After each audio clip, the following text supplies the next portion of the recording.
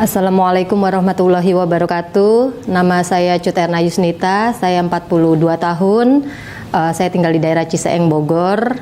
Saya ibu dari 3 orang anak. Kegiatan saya selain saya mengurus anak, saya juga punya usaha jualan kue dan lain-lain sebagainya. Sebelumnya saya ini lahir dari keluarga Muslim, saya memeluk agama Islam. Pada tahun 2003 saya menikah secara Katolik di gereja. Mungkin pada saat itu ya saya jadi murtad gitu.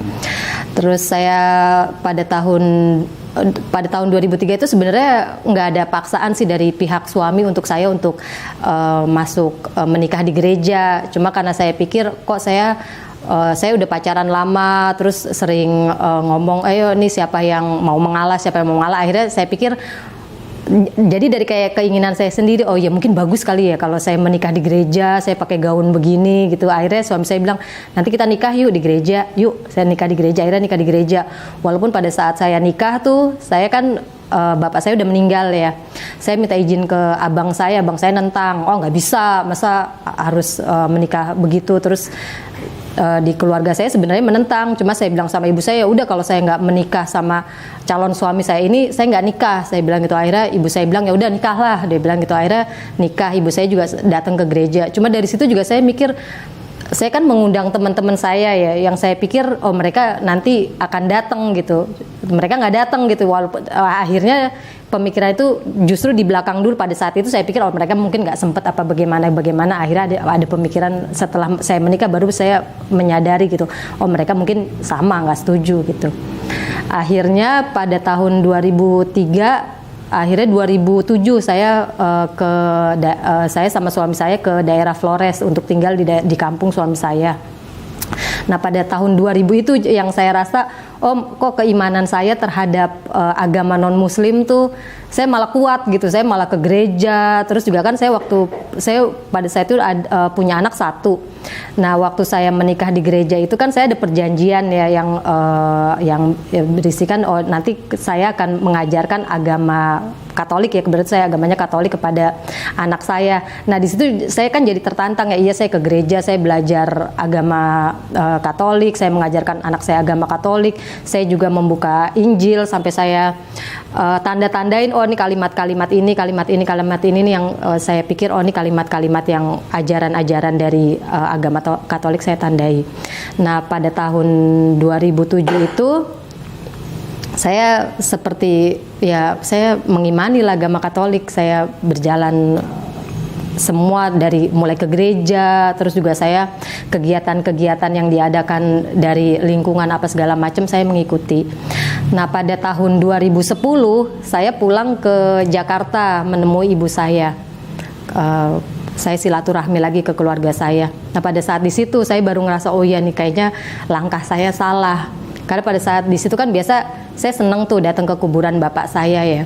Tapi pada hari itu saya mau ke kuburan bapak saya kok kayak saya berat banget gitu. Saya ngerasa ini kenapa ya, kok kayak dulu kayaknya seneng kalau mau ke kuburan kan ngerasa itu tempat sepi. Terus yang saya ini kan kurang terbuka kalau misalnya cerita-cerita masalah apa-apa tuh saya nggak suka gitu kalau ceritanya ke orang. Karena oh nanti kalau saya nyampein ke sini belum tentu orang itu apa yang saya sampaikan tuh dianggap bagus atau bagaimana, atau nanti malah dia membicarakan ke orang lain. Saya lebih seneng datang ke kuburan, jadi seolah-olah tuh bapak saya masih hidup. Saya cerita sama bapak saya, Pak, nih saya lagi gini. Tapi pada hari itu kayak saya berat banget ke kuburan tuh, saya berat banget. Ini kenapa gitu? Sampai saya masuk gerbang tuh, kenapa ya? Kok kayak berat banget gitu. Terus akhirnya saya malah mikir apa karena bapak saya kan emang nggak setuju ya, udah wanti-wanti sebelum saya pacaran juga, sebelum saya mengenal cowok deh, bapak saya udah wanti-wanti, kamu kalau nanti suatu saat berjodoh jangan yang beda agama, bapak saya bilang gitu. Pada saat itu saya bilang iya, karena saya kan nggak berpikir oh masa sih saya nanti akan beda agama gitu. Tapi pada saat itu saya mikir oh iya bapak saya nih udah meninggal gitu kan. Ini saya kan udah diwanti-wanti sama bapak saya, terus bapak saya juga kan orang yang insya Allah bapak saya religius. Bapak saya ngajarin agama ke saya, ngajarin ngaji ke saya, ngajarin kebaikan dari agama itu ke saya. Terus saya ngeliat bapak saya, sekarang bapak saya udah meninggal. Jadi saya mikir kesalahan-kesalahan yang saya punya, saya dulu nggak menjalankan agama atau bagaimana, itu kan harusnya ajaran bapak saya. Sebenarnya bapak saya ngajarin, saya ngerasa berdosa, aduh bapak saya ini udah ngajarin saya yang baik-baik, tapi kok saya begini, terus saya ngerasa bersalah banget, apa Allah nanti menghukum bapak saya karena kok kamu anaknya jadinya begini. Itu saya ngerasa gitu. Akhirnya saya di situ saya ngerasa, oh saya salah banget nih, salah banget. Akhirnya saya pulang. Nah pas lagi saya kan ada 2 minggu tuh di Jakarta. Saya ngobrol sama ibu saya, lagi ngobrol-ngobrol santai sama ibu saya gini, ibu saya tiba-tiba ngomong, nanti kamu kalau saya mati, kamu ngedoain, kalau saya meninggal, kamu ngedoain saya enggak? Saya mikir, pada saat itu saya spontan jawab, ya ngedoain lah, masa nggak ngedoain? Saya bilang, cuma saya mikir kok ibu saya nanya begitu ya? Apa karena ibu saya ngerasa saya imannya udah beda, nanti doa saya nggak sampai ke ibu saya? Akhirnya saya mikir, oh ya mungkin salah gitu. Akhirnya saya pulang lagi ke kampung. Nah mulai dari kampung tuh saya udah mikir, tuh tahun 2010 saya udah mikir, yang saya jalanin juga saya kadang-kadang ngerasa kayak kita ke gereja gitu ya, kok kayaknya nggak srek gitu. Kalau dulu kan kayaknya saya seneng gitu, oh ke gereja bisa pakai baju bagus, bisa gini, bisa sekeluarga duduk sama-sama. Cuma pas habis saya pulang dari Jakarta itu, saya ngerasanya kok saya kayak ke gereja nggak srek ya. Kalau misalnya kayak orang sholat gitu kan khusyuk, kita datang laki-laki perempuan dipisah, kita pakai mukena dengan keadaan sederhana, kita menghadap Tuhan. Bagaimana kita menghadap Tuhan gitu, pada saat kita berdoa juga kita harus khusyuk, nggak kayak kita bisa ngobrol apa bagaimana. Akhirnya di situ juga saya mulai membandingkan begitu. Akhirnya perjalanan hidup saya yang akhirnya saya benar-benar nyadar gitu, oh enggak nih, saya harus balik ke agama saya ngerasa kebenaran itu ada di Islam. Akhirnya tuh tahun 2017 saya tuh ada kejadian tuh, kayak saya sama suami saya tuh tiba-tiba aja tuh kayak di dalam rumah kayaknya kok sering berantem apa gimana, yang kejadian yang benar-benar akhirnya saya bilang, oh ya udah nih selesai nih, harus hijrah harus kembali lagi ke agama saya.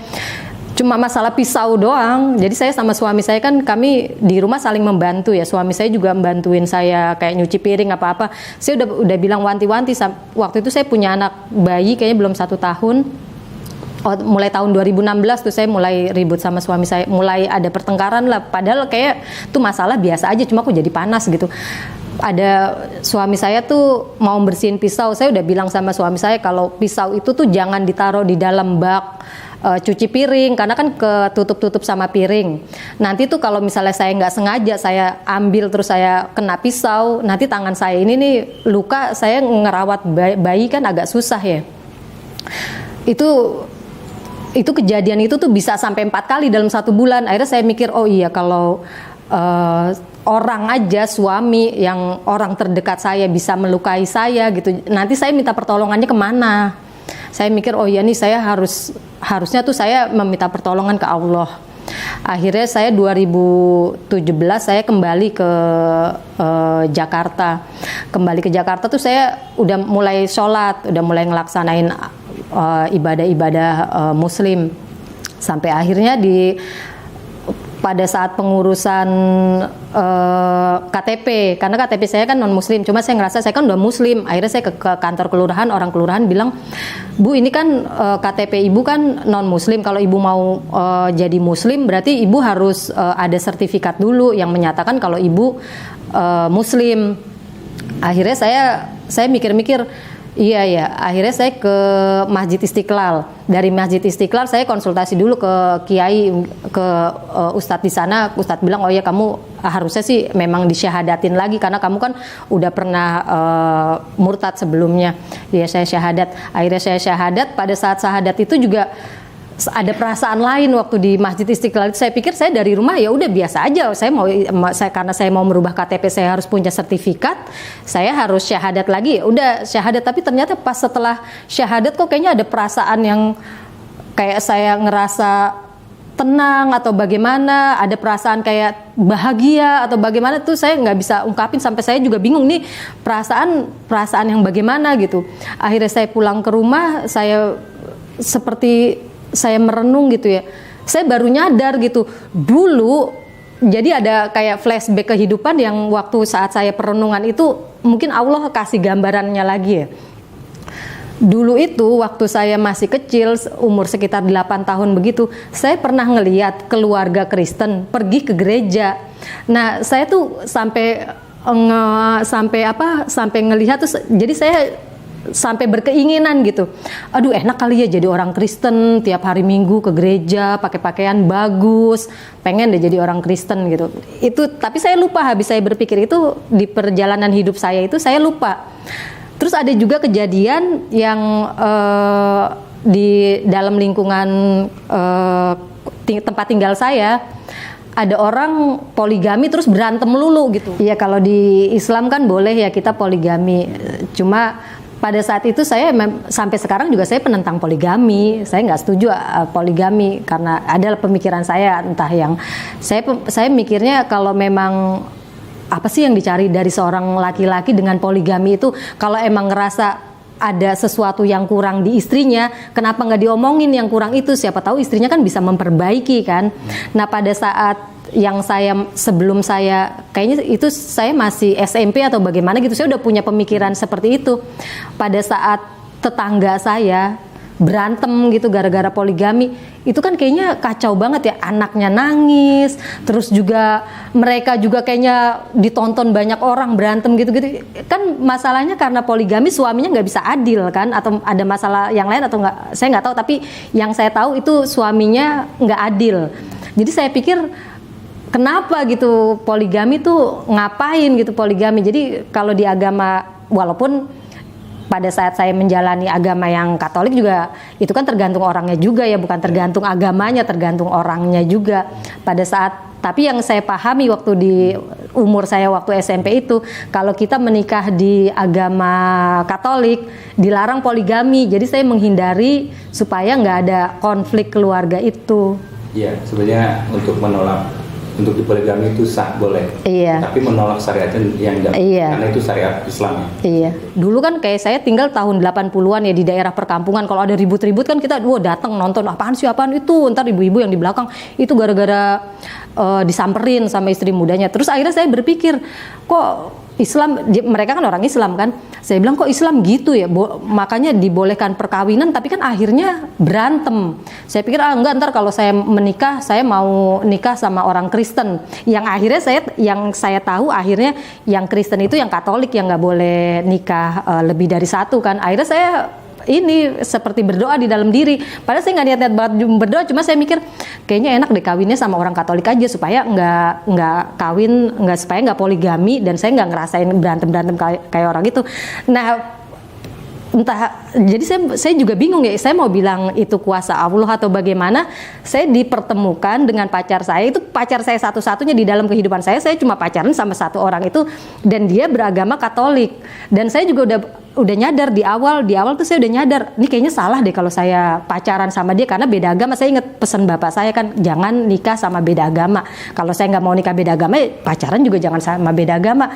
Dan saya udah berusaha gitu, saya putus, nyambung lagi sampai yang akhirnya ya udah deh nggak apa-apa deh, nikah aja secara Katolik gitu.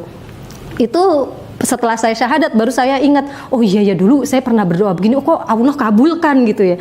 Cuma saya juga mikir, oh ya mungkin maksud Allah juga ada maksud lain. Setelah itu alhamdulillahnya saya selalu bersyukur banget, alhamdulillah ibu saya ngomong kayak gitu, saya bersyukur saya punya perjalanan rohani. Saya ngebayangin bapak saya yang udah meninggal itu, Allah mengembalikan saya kan ke Muslim. Walaupun saya berpikir dosa saya banyak banget. Saya ini kan balik umur 12 tahun.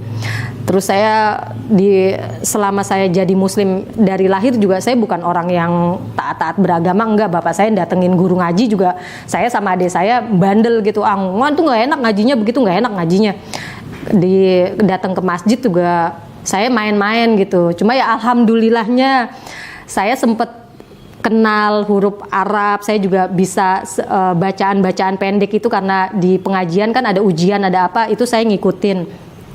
Tapi saya mikir, ini dosa saya banyak banget ya. Saya jangankan waktu saya menikah, dari saya balik juga saya pasti dosa saya banyak. Nah, itu saya sampai stres gitu. Itu sudah syahadat, saya mikir gitu, ini dosa saya ngilanginnya bagaimana gitu kan. Sampai akhirnya saya ingat, oh iya kan ada ya ayat yang bilang fama ya'mal miskola zarotin khairan yaro wa may ya'mal miskola zarotin syarran yaro.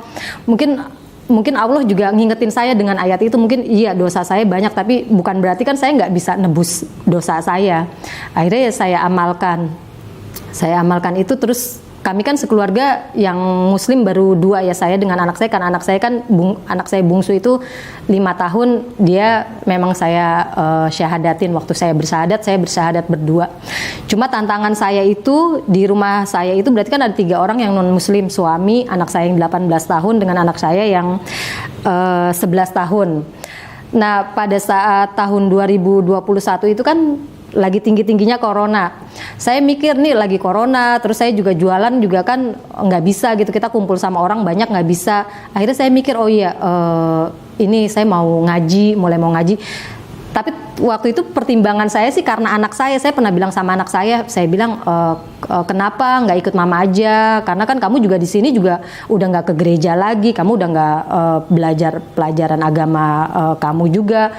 Saya sempat maksa anak saya, yuk ikut sama mama, jadi kita bisa bareng-bareng ngaji, bareng-bareng sholat, bisa pakai baju gamis kembaran. Saya bilang gitu, cuma anak saya bilang enggak gimana. Saya mikir gini, ini bagaimana cara ngomongnya dengan ilmu saya yang kurang begini, saya ngadepin anak saya, ngadepin suami saya, ngadepin anak saya yang cowok satu lagi nih, saya nggak bisa. Akhirnya saya Google di internet kan pembinaan mualaf, karena saya tujuannya kan untuk mereka ya. Saya ketemu sama satu orang Basnas, diperkenalkan lagi ke Masjid Alumni IPB sini. Saya pikir waktu saya kecil itu kan saya udah bisa ngaji. Jadi saya pikir waktu saya datang ke sini, enggak, saya udah bisa ngaji. Cuma saya pengen memperdalam agama aja. Tapi ternyata saya nggak bisa ngaji. Artinya ya saya kenal huruf Arab, tapi cara pengucapannya bagaimana, hukum-hukum ngajinya bagaimana, saya nggak bisa. Yang tadinya saya berniat untuk saya datang untuk saya belajar dakwah supaya saya bisa mendakwahi keluarga saya, tapi akhirnya saya juga ngerasa ilmu saya juga kurang, berarti saya memang harus belajar agama juga di sini. Bapak saya itu meninggal tahun 96, itu saya masih muslim. Tapi wasiat tadi itu? Wasiatnya itu, jadi bapak saya itu berwasiat,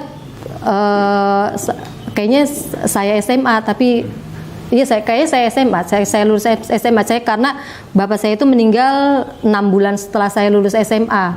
Terus kan ada tetangga yang menikah ya, tetangga saya menikah, terus dia pesen gitu. Padahal cuma omongan biasa aja, kayak bapak saya pernah ngomong juga ke saya waktu tahun 94 itu kan bapak saya alhamdulillah sempat naik haji. Dia ngomong yang santai aja. Dia ngomong ke saya, kamu nih kalau ini juga bapak saya ngomong gini waktu dia selesai naik haji kan, pulang naik haji, dia bilang gini, kamu nih kalau udah sanggup beli rumah harusnya kamu sanggup naik haji. Cuma saya pemikiran saya dalam hati saya cuma bilang iya pak, saya cuma bilang gitu. Tapi pemikiran saya, iya insya Allah ntar saya umur 40 tahun saya akan naik haji. Nah qadarullahnya umur 40 tahun itu saya emang nggak naik haji. Tapi kalau dihitung tahun 2017 itu saya kembali ke Jakarta, itu saya hitung-hitung gitu ya, Allah itu juga mengabulkan doa saya. Saya secara fisik saya nggak ke Mekah gitu, tapi secara batiniah saya kan hijrah lagi. Artinya saya mulai menyadari, oh iya ini saya salah. Saya menyadari kalau Islam tuh agama yang benar gitu, secara akidahnya apa segala macamnya, ada peraturan apa segala macamnya yang saya nggak nemuin di agama lain. Dulu tuh kayaknya mikirnya keren aja gitu. Kayaknya kalau kita hari Minggu satu keluar, ini juga saya jadi sering kayak sebenarnya kayak bukan kayak berdoa ya. Itu termasuk doa juga apa enggak juga, saya juga bingung gitu. Jadi saya ngomong di dalam hati saya, pengen deh kayak saya waktu kecil itu kan saya ngelihat keluarga Kristen itu kan, pengen deh ngerasain kayak gitu. Itu juga saya sampai punya fotonya loh, saya, suami saya sama anak saya satu, foto di gereja dengan itu pada saat perayaan Natal tahun 2004 kalau nggak salah. Itu dengan baju yang bagus, kami bertiga datang ke gereja. Itu saya emang dulu pengen punya keluarga, akhirnya tuh dikabulkan. Tapi kan saya pikir, oh iya ya keren gitu ya. Maksudnya kalau kita kayak Islam kan sholat ya mukenahnya sederhana gitu, terus kita nggak boleh make up atau bagaimana. Pada saat itu saya anggap yang non muslim itu lebih keren. Tapi kan kalau pemandangan saya sekarang, Islam tuh lebih indah gitu. Kita dengan adanya kita pakai mukena sederhana, kita dipisahkan laki-laki dengan perempuan, kan kita lebih khusyuk sholatnya. Terus kita juga yang kekhusuannya itu saya nggak dapat gitu di agama yang lain tuh saya nggak dapat gitu. Kayak kami gitu datang duduk suami istri iya duduk. Cuma itu kan bukan dalam kayak kita berdoa ya, kita kayak duduk gitu terus pakai pakaian bagus, kadang-kadang auratnya kelihatan. Terus akhirnya saya menyadari gitu, tuh nggak bener gitu. Ketika ini dengan keluarga gimana, kan ibu jadi itu dengan suami, dengan keluarga suami? Kalau suami sih saya pernah bilang sama suami nanti saya mau muslim lagi gitu. Dia cuma bilang kan nggak ngelarang muslim, dia bilang gitu. Cuma kan ada batasan-batasan ya. Saya tinggal di daerah Nusa Tenggara Timur pada saat itu 2007 sampai 2017 saya di Nusa Tenggara Timur, Flores. Itu kan kami di rumah makan campur ya istilahnya, ada mertua juga. Nah mereka kan mengkonsumsi yang haram-haram gitu ya. Terus saya juga seneng pelihara yang haram-haram. Saya pelihara babi loh waktu di Flores tuh saya pelihara babi. Saya seneng pelihara babi karena pelihara babi itu yang saya pikir ya secara ekonomi itu menguntungkan banget. Terus nggak usah nyari makanan yang kayak ayam, kita kan harus beli gitu ya. Kalau melihara babi tuh yang sisa-sisa makanan itu tuh kita kasih ke dia, terus nilai jualnya cepet gitu. Saya seneng tuh sampai saya sama suami saya bilang kalau ada uang bisa beli anak babi biar kita banyak duit. Iya, suami saya bilang gitu. Nah saya bilang sama gitu, saya mau kembali ke Islam, tapi kan kalau kayak kembali ke Islam kita nggak bisa kan makan yang haram-haram lagi, pelihara yang haram-haram lagi. Nah itu di situ yang suami saya mau ini pelihara makan nggak makan, dia bilang gitu.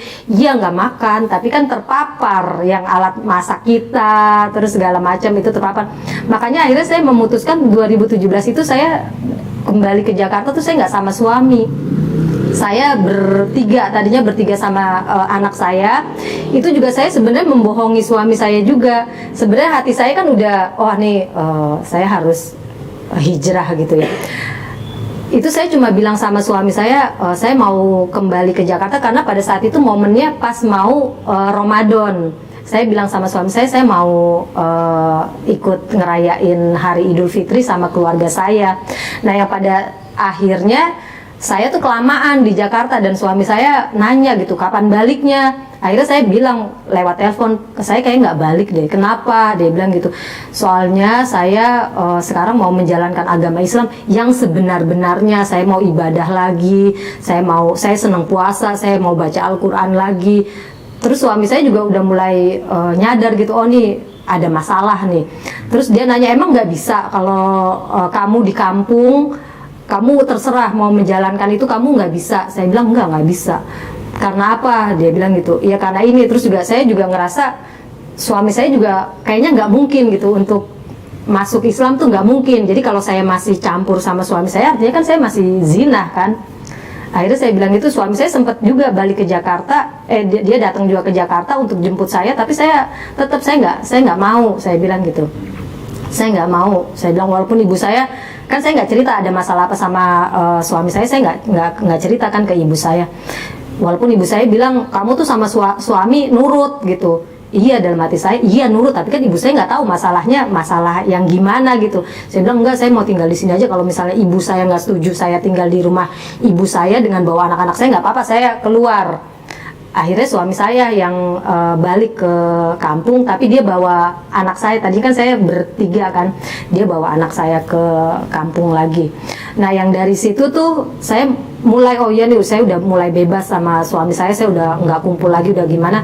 Saya malah seneng, saya malah ngejalanin agama. Saya mulai seneng ngedengerin tausiah, saya mulai baca-baca Al-Quran. Tapi pada tahun 2018 tuh akhirnya suami saya yang nyerah. Dia bilang gitu, kamu kalau nggak balik lagi ke kampung ya udah, dulu kan emang kami tinggal di Jakarta kan, ya udah balik lagi. Tapi kan kumpulnya jadinya sama keluarga suami yang non muslim kan. Dari keluarga suami non muslim di rumah itu juga makan yang haram-haram juga makan. Saya bilang sama suami saya, walaupun saya merasa bersalah ya, saya ngerti nih saya ngumpul berarti kan saya zina gitu. Cuma saya pikir, aduh gimana ya, mungkin Allah memaklumi atau bagaimana, ya udah nggak apa-apa deh, jalanin aja dulu. Saya bilang sama suami saya, kalau misalnya saya tinggal di sini, saya bantu masak di dapur, tapi dapur kamu ada makanan haramnya, saya nggak bisa. Akhirnya suami saya bilang, ya udah kamu ngontrak ya. Ngontrak nggak apa-apa, nggak apa-apa ngontrak, yang penting peralatan makan saya apa segala macem itu nggak terpapar. Akhirnya saya ngontrak. Nah dari saya di situ kan suami saya tahu saya memang benar-benar menjalani agama Islam, sampai anak saya yang laki-laki itu juga secara nggak sengaja akhirnya dia masuk di sekolah Islam. Tadinya kan mau masuk sekolah negeri, tapi sekolah negeri karena kami kartu keluarganya kan kartu keluarga daerah, ada sistem kuota kan, nggak bisa. Nah sekolah-sekolah swasta yang lain juga udah tutup, ada yang buka tapi biayanya mahal banget. Akhirnya yang terjangkau tuh sekolah Islam. Tadinya saya deg-degan, saya mau bilang sama suami saya, ini ada sekolah tapi sekolah Islam, boleh nggak? Tapi itu qadarullah, pas saya ngomong sama suami saya, Pak ada sekolah kalau misalnya emang mau di sekolah Islam. Suami saya, ya udah nggak apa-apa, sekolah Islam aja, ajarin aja Islam, kamu kan bisa Islam, dia bilang gitu. Ya udah, akhirnya saya sekolahin di sekolah Islam. Nah 2017 itu saya belum pakai hijab karena kita kan nganterin anak ya, jadi kan seenggaknya ibu-ibu yang lain juga pakai hijab, masa saya nggak pakai hijab, saya malu gitu. Nah itu pada saat 2018 kalau nggak salah tuh anak saya sekolah kelas 1 2018 itu saya mulai pakai hijab yang benar-benar pakai hijab, cuma masih pendek gitu hijabnya. Akhirnya saya datang ke rumah keluarga saya kan, keluarga suami saya, keluarga mertua saya. Emang mereka yang rada-rada kok jilbaban gitu, dan pas tahu anaknya disekolahin, cucunya gitu disekolahin di sekolah Islam, itu mertua saya, terutama mertua saya yang perempuan ya, itu kan dia nganggepnya kenapa gitu, menolak gitu. Cuma saya bilang, saya udah bayar, udah ini, jadi saya nganggepnya kan udah terpaksa gitu, udah masuk aja. Walaupun mertua saya menyampaikan ke suami saya, kok anak jadi diajarin Islam, gini. Iya, dan pada saat itu sekolahnya emang sekolah Islam, tapi kalau hari Minggu anak saya itu tetap ke gereja. Jadi kalau ditanya kamu agamanya apa, dia bilangnya agama saya Katolik, dia bilang gitu, padahal dia udah belajar Islam. Nah pas tahun 2020 tuh kan kok mulai corona tuh, suami saya nggak bisa usaha di Jakarta kan, dia bilang saya usaha di Jakarta nggak bisa, saya mau usaha di kampung, balik lagi. Saya bilang ya nggak apa-apa kalau kamu mau balik ke kampung lagi, nggak apa-apa, cuma saya tetap di sini, saya bilang gitu. Nah anak saya yang disekolahkan di Islam itu diajak, dan emang anak itu kan deket sama bapaknya, akhirnya diajak. Saya juga gelisah juga, oh ini anak saya diajak ntar cuma ya saya ikut inilah jalan yang Allah kasih bagaimana. Waktu tahun 2017 itu sih saya udah bilang sama ibu saya ya, karena kan itu momennya tuh pas mau Ramadan. Jadi saya bilang sama ibu saya, tahun ini saya mau puasa, saya bilang gitu. Ya ibu saya nggak tahu pemikirannya gimana, ini agamanya apa kok puasa. Nah saya bilang tahun ini saya mau puasa, saya mau sholat, saya bilang sama ibu saya. Ya ibu saya ya mungkin ya dalam hatinya alhamdulillah atau bagaimana gitu ya. Ya udah saya jalanin agama itu. Tapi yang jadi yang jadi ibu saya, yang mungkin kalau saya bilang ibu saya terharu gitu sama saya, justru pada saat saya mulai syahadat. Waktu syahadat juga kan saya bilang sama ibu saya syahadat di Masjid Istiqlal. Ibu saya bilang, oh iya alhamdulillah. Pada saat saya mulai belajar agama, saya kan waktu ikut pembinaan mualaf ini banyak gitu aja yang saya, oh iya saya baru paham gitu, oh iya dari mulai bacaan Al-Quran apa segala macam kan saya baru paham, oh ini cerita-cerita Nabi atau segala macam, ada hadis atau apa gitu segala macam.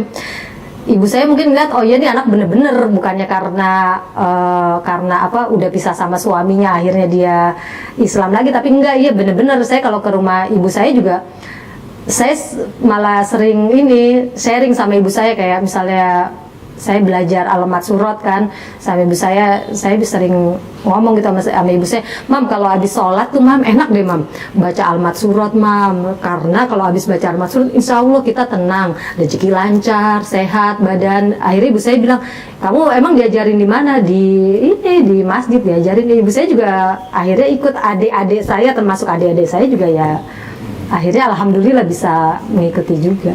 Gimana perasaannya Bu sekarang udah bisa doain orang tuanya sama Ani? Iya, saya ada perasaan yang gimana ya. Saya senang, saya bahagia, saya ngerasa, walaupun saya tetap ngerasa saya yang terberat tuh bapak saya, karena bapak saya udah meninggal. Tapi saya alhamdulillah saya senang banget. Artinya kan doa ibu kan sampai kan beda dengan waktu lapor. Iya, itu yang beban saya waktu saya masih agama non muslim kan, saya terbebani itu ke bapak saya, doa saya nggak sampai ke bapak saya. Sedangkan saya kan waktu bapak saya meninggal itu saya baru lulus SMA, saya belum berbakti ke bapak saya, belum kasih apa-apa ke bapak saya juga belum menuhin janji-janji saya ke bapak saya juga belum janji. Dan akhirnya saya masuk ke Islam. Saya alhamdulillah ya, dalam setiap sholat saya, terutama sholat wajib saya kan, saya mendoakan bapak saya ya saya minta sama Allah gitu ya Allah jangan ngebebanin dosa, karena saya pernah murtad akhirnya bapak saya kebebanan dosa. Itu saya selalu berdoa semoga Allah membahagiakan bapak saya di sana. Iya, saya mikirnya kan, saya alhamdulillahnya gitu ya, pada saat bapak saya meninggal kan dia sudah menjalankan semua rukun Islam, dia sudah berhaji kan, dan dia meninggal juga insya Allah dia meninggalnya husnul khotimah. Saya mikirnya pada saat itu bapak saya insya Allah kasih dia surga gitu kan. Cuma pas yang saya akhirnya saya mikir gitu kan, bapak saya kan ngajarin saya yang baik gitu ya, kok kenapa akhirnya saya murtad, akhirnya kan kebebanan juga ke bapak saya nih. Saya akhirnya nggak bisa mendoakan bapak saya nggak bisa mendoakan ke bapak saya ya, maksud saya ya bapak saya juga punya anak-anak yang lain gitu, bisa mendoakan mereka. Tapi kan yang saya murtad ini, kalau misalnya Allah akhirnya hisap bapak saya dengan, kamu nih punya anak, kayak saya sekarang kan saya punya anak ya, saya punya anak, tapi kamu nggak bisa ngajarin anak kamu. Akhirnya bapak saya yang berdosa kan, saya ngerasanya berdosa banget. Hidayah itu ya datangnya ya dari perenungan ya, saya merenung gitu perjalanan hidup saya ini. Saya juga ngerasa saya seorang anak, walaupun umur saya udah tua, saya tetap seorang anak, saya harus berbakti kepada orang tua saya. Titik puncaknya ketika saya menyadari bahwa agama Islam itu agama yang benar gitu. Maksudnya saya ya bukannya bersyukur ya, waktu itu saya jadi non muslim kan, saya jadi kayak punya perbandingan ya, agama ini begini, dan saya akhirnya menyadari agama Islam tuh agama yang paling mulia, dan itu benar, dan itu memang semua ajaran-ajarannya itu baik gitu. Kalau kita menjalani segala ajaran-ajarannya, dari segala syariahnya lah, fikihnya apa segala macam, saya ngerasa insya Allah saya selamat di dunia dan di akhirat. Karena saya juga takut ya, waktu saya masih jadi non muslim, pada saat saya udah mulai menyadari, oh iya nih nggak bener nih, saya masuk non muslim nih, saya nggak bener. Itu saya bener-bener saya takut, ya Allah jangan cabut nyawa saya sekarang, karena kalau cabut nyawa saya sekarang, saya yakin saya langsung masuk neraka kan. Dan itu saya yakin, saya percaya itu ada hari pembalasan, itu saya percaya, saya meyakini itu ada hari pembalasan. Saya percaya ada surga dan neraka, yang mana kalau kita memang berbuat baik kita di surga, dan kita berbuat salah kita di neraka. Itu saya meyakini itu. Makanya pada saat itu saya mau berhijrah itu, saya selalu berdoa, ya Allah kasih saya umur panjang, kasih saya cukup pahala untuk saya menghadap Allah.